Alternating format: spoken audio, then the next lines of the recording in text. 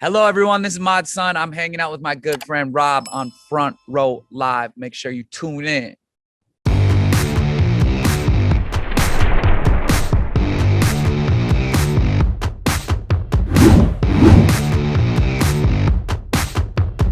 All right, Mod, what's up, dude? It's been a minute since our Happiest EP interview on Warped Tour for Punk Videos Rock.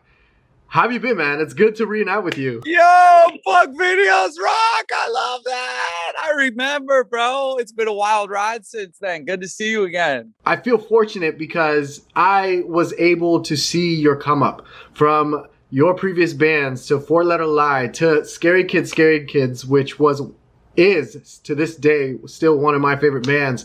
I've seen you do the hustling. I've seen you trying to sell those tickets. I've seen you trying to just promote your music left and right. And, you know, through Warped Tour, through all these other avenues, like every other pop punk kid has. And being able to see your name through so many different social media outlets nowadays, from K-Rock to Jimmy Kimmel to Billboard, like all these names, finally getting to know who Mod Son is, like, it's funny because I feel proud. I feel like I've been part of this movement for some time. But like, how do you feel about this? Your time has finally come.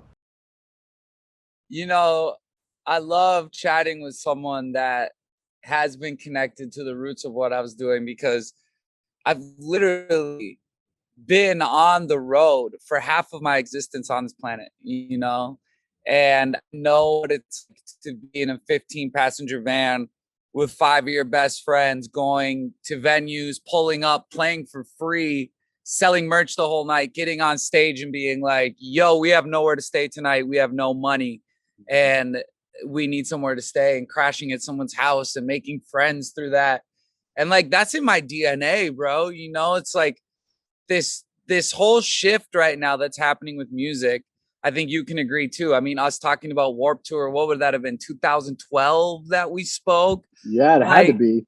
Yeah, I mean, I definitely feel, first off, I feel like vindicated in a lot of ways, because I like to think that a lot of what I do is for the underdogs, you know? And to this point where, like, yo, playing on Jimmy Kimmel, that was like a bucket list goal. It's just like, I've had all these goals my entire life, and I kind of, in a way, had like a different timeline than how it happened in my head. You know, just like all kids think they're going to be in their first band and you're going to blow up and you get signed and you're going to just like do it. And, you know, for instance, like, I've been playing these venues. I'm about to go on tour September, all of September into the start of October. And like, I've been touching those stages since I was 16 years old. Those same stages, those same venues since I was 16. And I've been seeing my whole career, like, this is my graduation tour. I'm going to go on this next tour and I'm going to sell out all these shows. And like I said, like, the timeline that you hold in your head, it can happen a different way. And the fact that this is all happening right now, and I'm having shows that are selling out, like my tour on sale for a little over 2 weeks now. I have half of the tour sold out so far. And like, bro, I've wanted to say that my whole life, man. And it's just, I mean, I really do think that, like I said, like, I do this for the underdogs, for the people that are told no, for the people that their dreams happen in a different timeline. And like, you know, like I said, I feel vindicated because I didn't give up. And the other thing is, like, there was never a time where I didn't think this was going to happen, you know, even when it wasn't happening, or even when I'd think that I'm going to sell out all my shows and I'd show up to some of them and it would be a half full room, you know. I never played that show like it was a half full room. Yeah. I never played the show anything less than like I was playing to the biggest show of my life. Every single show has always been the most important show. Every song I make is like the most important song I make. And like, that's just in my DNA, man. I feel like I was saying about this research to this music. It's beautiful, bro, because I was really there for it. You know, I was really there in this scene that was alive, that was so alive when I was in high school. And then it kind of disappeared and I was still in it. I was still doing Warped Tour. I was still fighting for this aesthetic, for this whole scene. And man, I feel like I feel proud. I feel really proud. One thing I've loved about you is that, you know, obviously with the scene, because it kind of came and went at one point, you also saw a lot of these bands come and go. Like they couldn't deal with the struggles to try and make it, you know? But for you, like no matter how many doors were shut, how many no's were given, like you still kept pushing. So for you personally, like what really kept you still motivated and still hungry for this success of your music? Great question. I want to give you the right answer for that. I think first off, you know, I fight art as well. So I like to think that what I'm doing, I have always done from the lens of being dead and gone.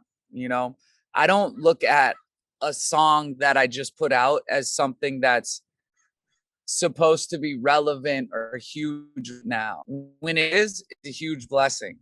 But I've always made music with the intention that it's going to be really important after I'm gone, you know? And that's why I write books. That's why I like make my music videos so much larger than life, is because like I really feel like my goal is to be an important artist in my generation. And whether or not people have accepted that or caught up to that or agreed with that, I'm always doing it from the lens of like what I am doing is so important because I really do. And like a lot of people might have um different ideologies of what I'm saying, but I'm really concerned with the legacy. I'm not concerned about being the I now trust me when I say this, it's not saying I don't want it, but I am not concerned with being the biggest artist of today. I want my music to be a part of history. I listen to Bob Dylan every single day. I listen to music that he made in the 60s. And it is just as important to me today as it could have been when he released it in the 60s. It's just as important to me. And those are like my heroes, are people that have done this their whole life. You know, I haven't ever looked at my career as like something that I have to do while I'm young, you Right. know? And I think that that's like a really big barrier right now that I'm really fighting for to push forward, is like this idea that you have to be like rich and famous by 21 or else you need to give up, you know? I have been doing what I'm doing now, like I said, for half of my existence on this planet. And it's just now starting to click where there is a point of relevance. But I have never like measured my success upon if there's a bunch of kids nowadays appreciating what I do. I feel like I'm doing this as a duty to art and to music, that my goal is to have everything that I do be way more important when I'm gone than when I'm here, you know? And so that keeps me driven, bro. It keeps me like really, really focused on creating the best work I can every single time. And like, you know, I really love to take it day by day. You know, Mm, there's a great quote that's like, if you think about the past, you get depressed. And if you think about the future, you get anxiety. So like right. the point is to live in the present. But with that being said, like the whole goal of this is that I'm making things that are important, you know? And if I'm making songs that are just meant to be relevant right now, if I'm making art that's just meant to be understood right now in these times, I don't feel like I'm giving it a chance to live forever, you know? And I Mm. want everything I do to live way beyond me, man. I want my future kids to be like, yo, my son was my grandpa. He was a legend. Like, really, dude, I think about that all the time. And you know, I've been saved by words, completely saved by words, by sentences, and that's like what changes me the most. And I put my everything into the words that I write, and I don't try to just be talking about things that are happening at the present time. So like my Right. talk about the present is like I live in the present, and I try not to get too concerned about what was said about me yesterday or what will be said about me tomorrow. But that being said, I'm really concerned with leaving a legacy behind. Yeah, and I feel like that adds pressure to you though, as far as like the creative process in the moment while you're in the moment writing these songs. Um, you know, what kind of pressure do you find yourself in as you are trying to get these songs out? You know, I think the only pressure that I put on myself while making music is that, one, I'm being honest to what's going on with me right then and there. You know, like I really like to I'm not chase. I don't look at my discography and go, this song did really great. I have a song like Flames right now that's done really great. A song like Karma that's done really great. And I don't look at those and go like, all right, let's make another one of those. You know, I like to be true to who I am at that moment. But with that being said, like poetry is everything to me, man. Like talking about words, like I was just speaking on, it's like, that's the pressure that I put on myself, is like creating amazing sentences. And I think that a lot of that work happens outside of the studio, like um studying all the things that came before me, you know, and reading poetry and like learning how to take a paragraph and turn it into a sentence. Always, like, I stand by that. Never try to take a sentence, stretch it into a paragraph. Do everything you can to make it the most bone chilling sentence that you can say. And so a lot of that happens outside the studio. When I go into the studio, kind of like I kind of like don't allow the pressure to sink in, because I'm the kind of person that'll try to make songs a day rather than one song every 3 weeks, you know? And that, with that being said, that leaves me with thousands of songs that'll never be released. But I make music, you know, there's this great quote that's like, if I ever want new music, I make it, you know? If I ever want to like hear new music that I enjoy, I go and make it.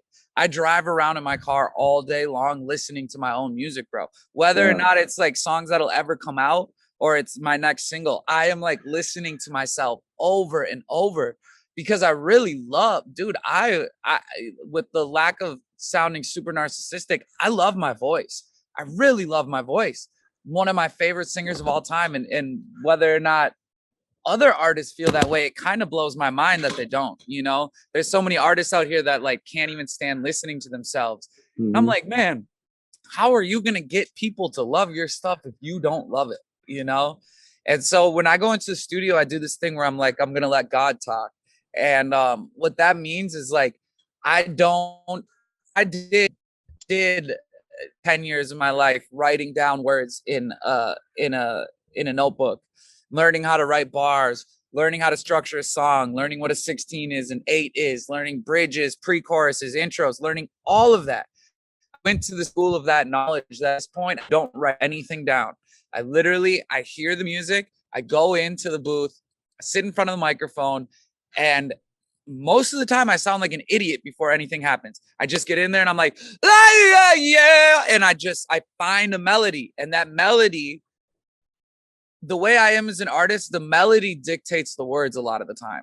So sometimes I'll have like this great sentence and I'll just go in and sing the first way I think of it. Other times I'll just sing a melody and the words will just come.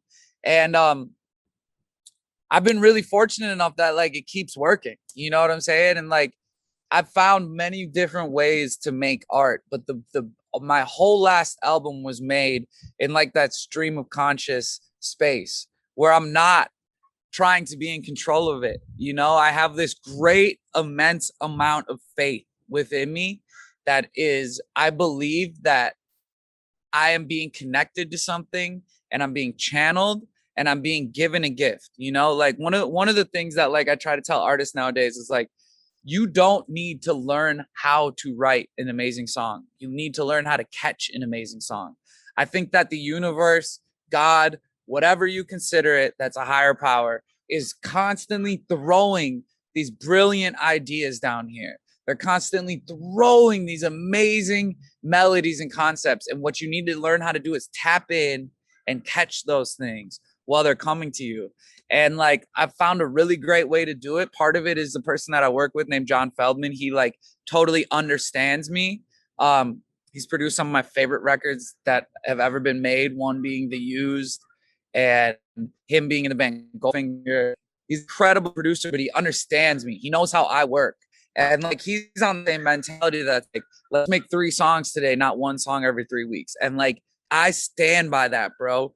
And you know, I like to think that everything I do is amazing. And you know, sometimes other people don't understand that, but like I have done so much of the work prior to right now. Like we spoke about spending half my life in this industry, like Yeah. I I know what I want. So like that's the biggest thing about removing the pressure is I know what I want. And I don't really have these other voices that are telling me like you need to make something like this, you need to make something like this. And I deal with so many artists because I write songs for other artists and I see them have to go through this thing where they love something until someone says, "Oh, I don't know if that's it." And then all of a sudden they don't like it. And I'm like, you have to believe in yourself first. You have to like love it. You have to know that this is what you want. And that's what my whole sound is inspired by right now is like this whole like let God talk, catch the song, don't try to control it, and create as much as possible. I think a lot of the time once you start really thinking deeply, it can ruin stuff, you know, and you overthink it. And in this day and age, man, I don't think that there's ever been a time in history where the general public is attaching more to simple songs. I'm quoting simple songs. But songs have gotten shorter over the last 10 years. Songs have gotten more repetitive over the last 10 years. And I mean, I think that's a great thing because if you write something that's really amazing, you don't need to fill it up with a bunch of other stuff that's not that great. It's like focus on the part, get down into your bone marrow and like work that as much as possible. And so I really don't let the pressure like get to me, you know, when it comes to making music that'll live forever. I just believe that a lot of it is the emotion, you know, like I feel like I love my voice so much because I feel emotion when I hear it. You know, I can like tell that there's more than just a word there. There is like years and years of like, you know, in the best way possible. I'm a totally tortured soul, you know? I'm a very happy, positive person, but my life has not been just happy and positive. I have gone through so much stuff. I've seen so much death in my life with people close to me. I come from a broken home. You know, I spent so many years on the road doing it for free and traveling this country just because I wanted it, that like I have so much of that behind every note that I hit, you know? That's actually a really good point because I feel this on this record. Like more importantly, I feel it on one of my favorite songs on this record, which is Better Man, and I feel that that pain at times, and I feel that emotion coming out of you. But I also feel, to quote what you were saying about learning how to catch a song, I feel like this song basically told you what to say as you were like right in front of the mic, and your soul, your body was just taking in the lyrics as it was coming. Like that's the vibe that I get when I listen to Better Man, and it gives me like, I'm getting chills right now as I'm like talking about it. But like talk to me about this song in particular, because I do feel like everything you just mentioned I was just listening to Better Man in my head as you were saying it. I love that so much that you say that. And that was one of the songs that happened in 20 minutes, you know? It really happened in 20 minutes, you know? And like, you know, part of why I'm able to catch these songs too, because I'm making the heartbeat again. You know, I played drums in all these bands growing up, and I'm playing drums on my songs again. So I'm building the rhythm under it, you know, and that kind of like tells me to do something. Now, when you're just like programming little trap drums and stuff like that, that can be great. It's a whole different feeling when you're putting energy into the percussion behind it, you know, and that like drives the heartbeat. And like, I mean, I can go back to the day I made Better Man, and it was like talking about specifically, you know, let's just say this, man. If I was trying to only make a song that was relevant and not personal to me, I wouldn't have said Better Man. I would have said Better Person. Because if you're saying Better Man, we're already skewing the audience. You know what I'm saying? That's not a concern to me. I'm not thinking about, I need this song for everybody. These songs are my soul. And like, I need to have a piece in that. And, you know, there's like, there's lyrics in it. Like sometimes I feel like an animal on the side of the road. Like that specifically talks to like those years and years of touring and being on this road and being overlooked. And then like, you know, the Better Man, the whole hook being based around being able to be saved. Like every day you can be saved or save yourself. You know what I'm saying? And like taking it one day at a time. And I've obviously gone through like these major changes in the last 2 years of my life. Like I'm at about 2 years and 3 months now where I haven't put alcohol or drugs into my body. And like, you know, That's amazing. a lot of my album was documenting those tales of those 2 years, you know. And Better Man was like a real self-realization of looking in the mirror and being like, man, forget everything, dude. Like you have come so far. And I think it's so okay to be proud of yourself. And then you know the bridge talking about like I don't want to die lonely. Is it too late for I'm sorry? It's like I don't want to hold a grudge with anyone, you Mm. know? And I've been on such a independent, self-driven path my whole life that song is kind of like opening up to wanting to be part of society more than ever. You know, I Mm. think I've been for so much of my career, I think I've played this polarizing role of being loved or hated. And I finally, for the first time, was like, what would it like to try to walk that line in between love and hate? You know, not just making something that's loved or hated, but like something that people can totally relate to. Yeah. And you know, there's some of my favorite parts. The part that's like, and you like that run, like, yo, I'll never forget like that just being freestyled out of me. And I have no idea where it came from because I'd never done something like that before. And I just remember like being so happy while I was making that song.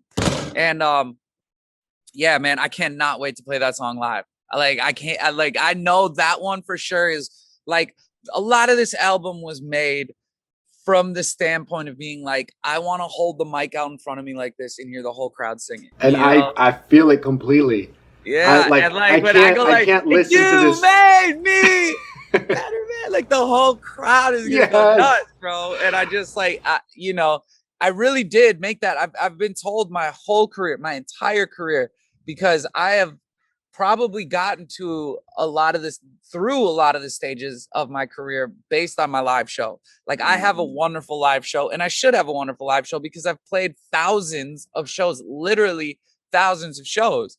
And everyone would always tell me, man, if you could capture that energy that I just saw on stage onto record, you would be good to go.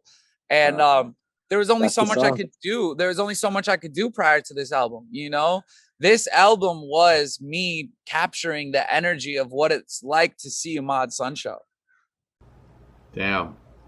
That it's just crazy to me because I feel like for the first time ever, all your stars kind of aligned, and not necessarily just with your vocals and just with your songwriting and just with like the success that you're getting, but I feel like you're John Feldman's better half that he needed, and he's your better half that you needed in order to be where you're at today. Like I can't imagine any other producer doing this record with you and like having the success that it has.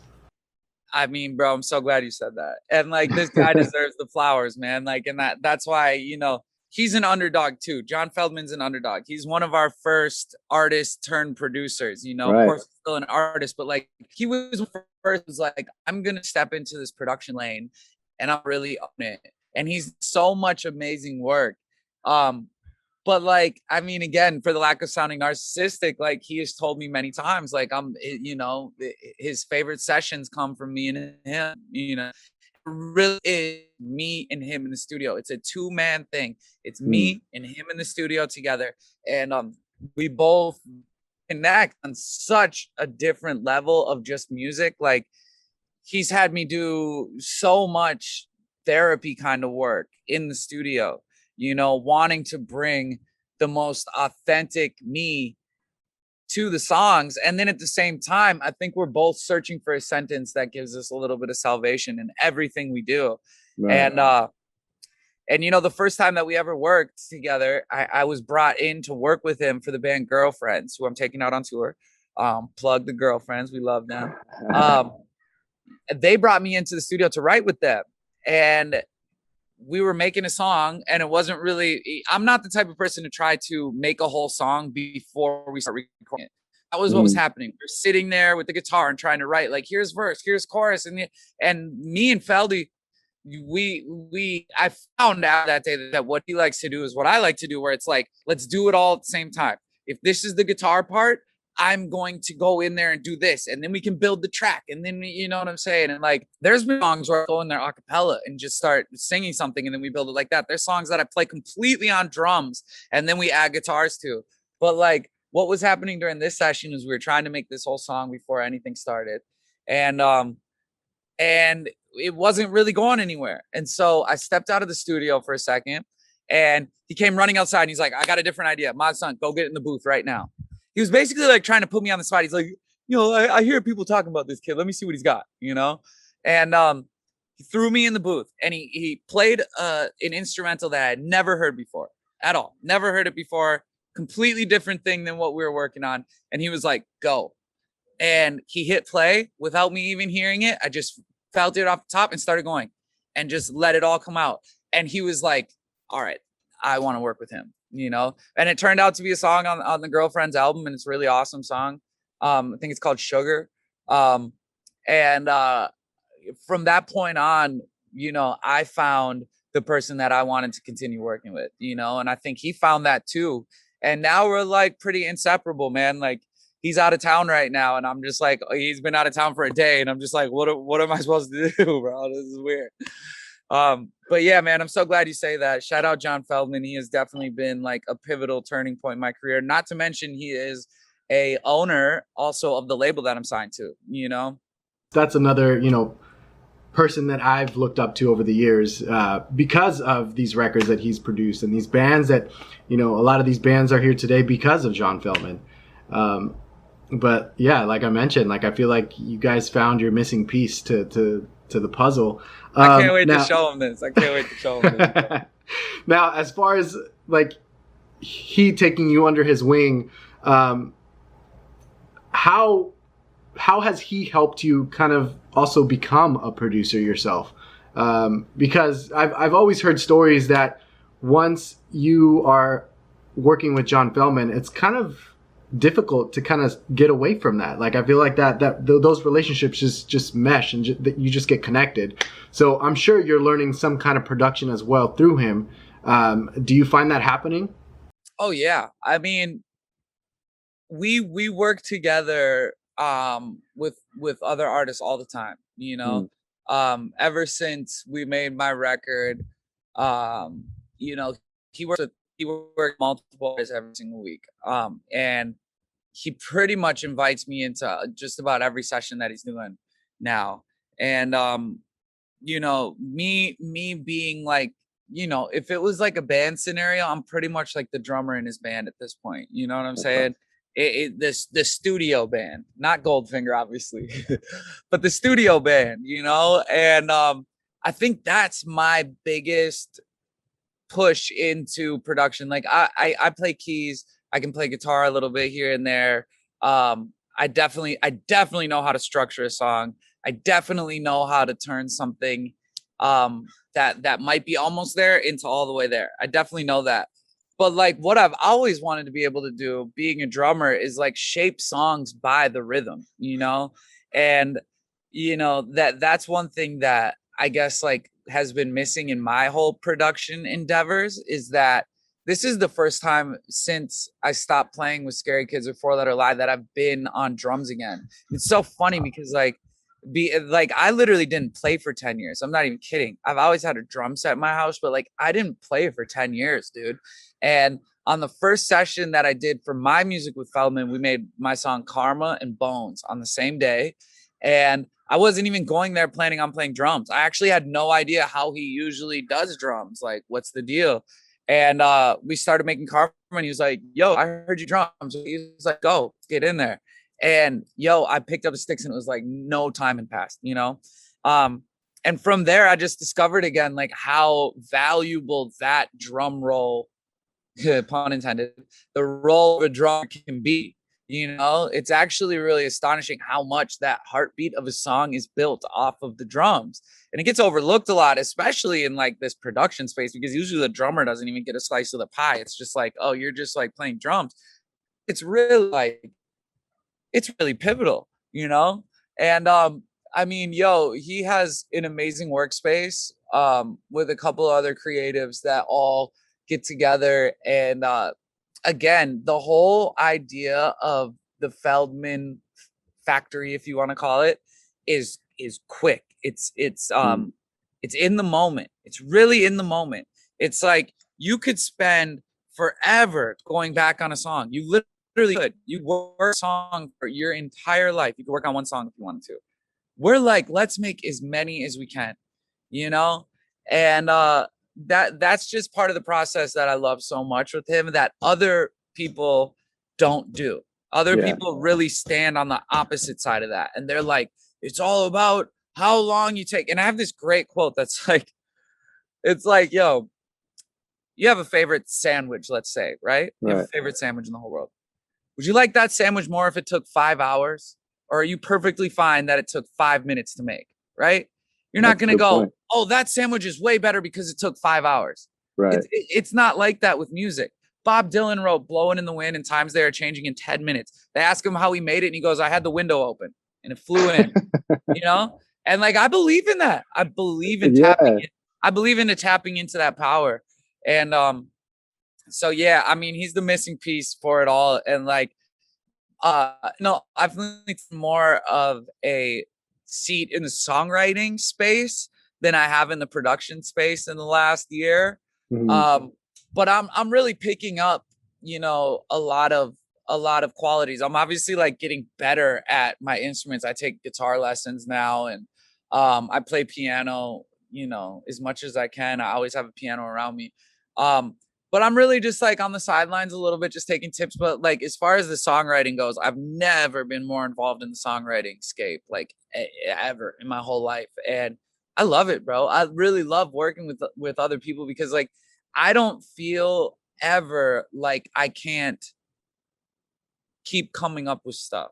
And, you know, I really believe like, I don't think I'm like jinxing myself by saying that. I don't need to be like knock on wood because I really believe like, I am not going to run out of shit to say. I really am not going to. So like, I love to work with other artists because I know that I can come back in the next day for me and do something that I love just as much or more. And, you know, being able to be now, like, especially working with younger artists, I like to like be able to be a voice for them. That's anti-suit. Like I hate suits, bro. I really do. Like, as soon as like there's a suit in the room that's like, turn the hi-hat up, I'm like, room. You know, really, I am. I'm like, bro, like, you don't know what you're talking about. I don't need to hear that.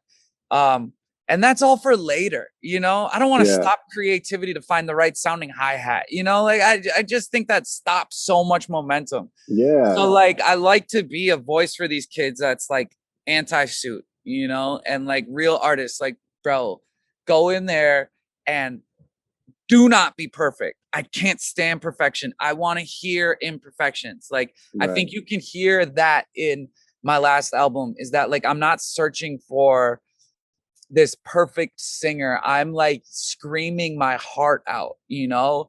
And if something magical happens there, I'm not going to change the magic. I want the feel. I mean, it came out for a reason. Yes, I want to feel it over be you know, professionally judged. I'd rather be judged unprofessional and be able to make you feel something every time.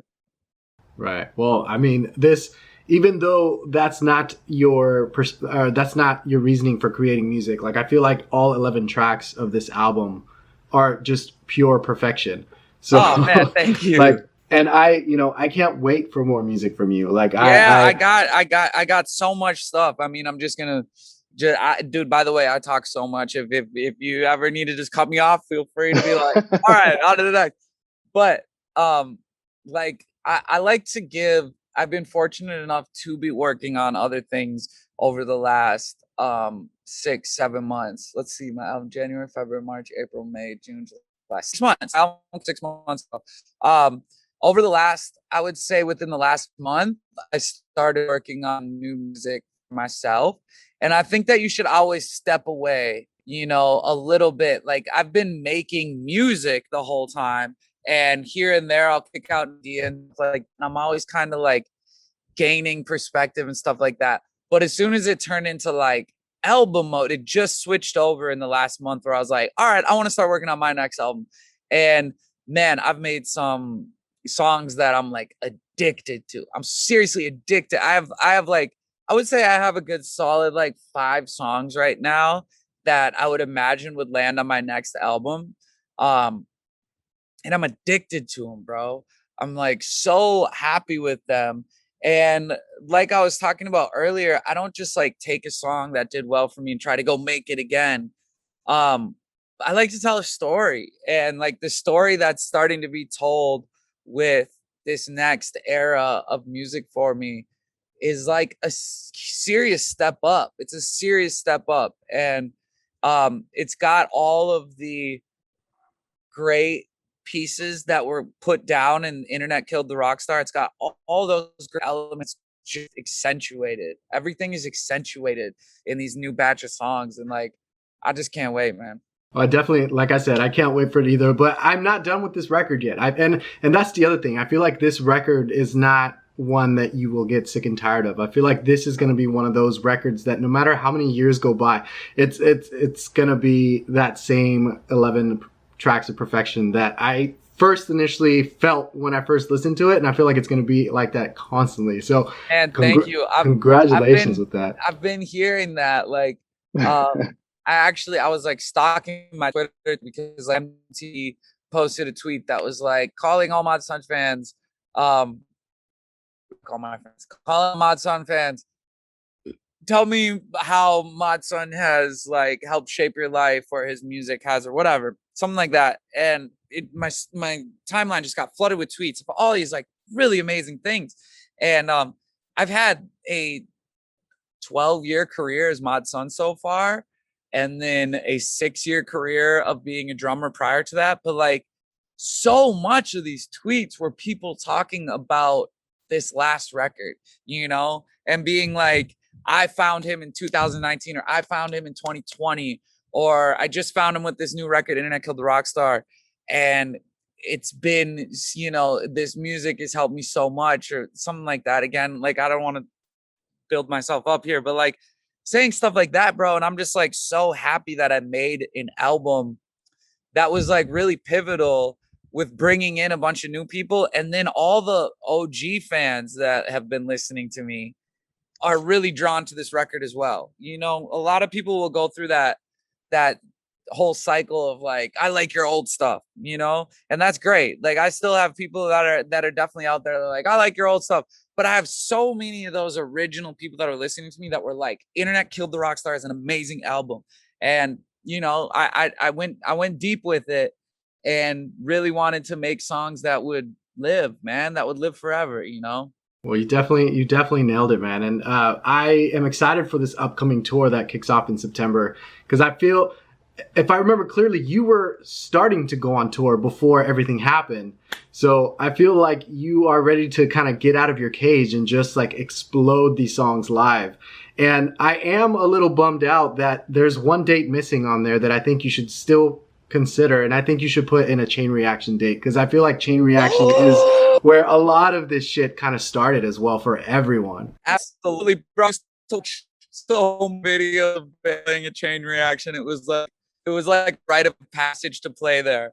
I'm like, I love that venue so much. I will say I'm super, super, like, the Roxy is kind of like a home base for me out here, and all my friends, on the rocks and above it. Like, that's been like our kind of rebuilding of the new scene. I mean, me and MGK kind of had a vision a couple years ago being like, dude, we're going to rebuild the scene, man. We're really going to like rebuild this thing and take this like underground scene to like a happening place in Hollywood and really recreate this scene and fill it with a bunch of rock stars, not just a bunch of this is no disrespect, not just a bunch of like influencers. Like, we want like real rock stars out here, And man, we sold out 2 shows at the Roxy in 48 hours, and like, I was blown away, bro. I was absolutely blown away. I couldn't believe it, man. We sold out the first show in 6 hours, and I was like, I had been praying for, I had these dates, I would say like a month, maybe a little more before I announced them. And I had been praying every day. I was like, man, please, like, I just really want to have this go off crazy. I wanted to like, I want to show up to sell out. Like I've been such a person that's like been wanting to fill these rooms forever that like I'll show up to a show and I will be so concerned about like how many people are there. And it takes my mind off of like actual performance sometimes because I'm like, I want to fill this place. And like being able to show up to these venues now and have them sold out is just, it's going to make my performance that much better because I'm going to have no other thoughts of like, is this a success? You know, and there again, this is like a crazy artist being like, it's always a success. The fact that one person shows up is a success. Literally, it is. Like I started playing music when nobody listened to anything I did. To have anyone there is a gift. But like being able to show up and have these shows be packed is just gonna be one of the things I've been looking forward to my whole life. I can honestly say that, man. It's one of the biggest gifts that I've been given recently. And then again, like yeah, being on tour for the hit, um, you know, I guess now I get to go out and perform this album, you know, and like that's it's so great to pick up where we left off with a brand new album energy and a whole group of new people that are listening to me. Right. Now, I mean, I want to keep this going, but I'm already Go getting ahead. the notification from Zoom that my time limit's getting close. But lastly, to close this off, I feel like Scary Kids was a big reason for the movement of Mod Sun. Like that's what kind of like catapulted you because you were opening up for them while you were playing with them as well. And now that Scary Kids is coming back, and I think they're probably even in their studio, can we maybe expect some kind of collaboration, you and them? Because I mean, the resurgence is real, man. We got to make it right. I'm gonna give you the exclusive right here. I am actually featured on a new Scary Kids Scaring Kids song for their album. Yep, I went in and sang a song. It was a super emotional moment because R.I.P. Tyson, one of my greatest friends, and again, like one of the catalysts into Mod Sun making it. You know, like when they asked me to play drums for them, I made a deal with them because I thought I was done playing drums at that moment. I had been pursuing Mod Sun already for maybe, I don't know, like a year. And I was like, man, I'm not a drummer anymore, bro. I'm Mod Sun. I'm not going to do it. And I was like, you know what? If you let Mod Sun open, I'll play drums. And they were like, of course, bro. And, you know, Tyson was one of the people that like really was the one that pushed for that all to happen. And that kicked off my whole career.